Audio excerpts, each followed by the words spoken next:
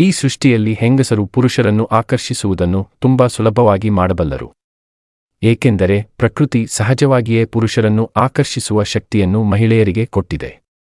ಆದರೆ ಇಲ್ಲಿ ಕೇವಲ ಪುರುಷರು ಮಾತ್ರ ಹೆಂಗಸರ ಕಡೆ ಆಕರ್ಷಿತರಾಗುತ್ತಾರೆ ಎಂದು ಭಾವಿಸುವುದು ತಪ್ಪು.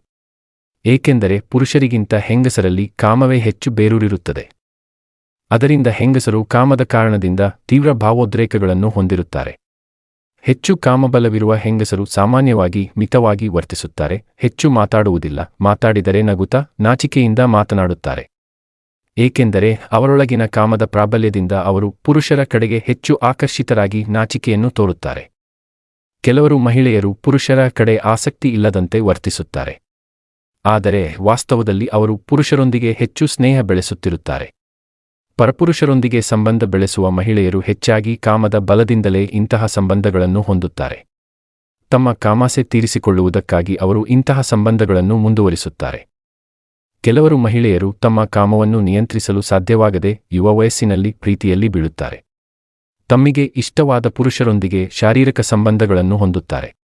ಆದರೆ ಹೊರಗೆ ಮಾತ್ರ ಅದನ್ನು ಪ್ರೀತಿಯ ಬಾಂಧವ್ಯ ಎಂದು ತೋರುತ್ತಾರೆ.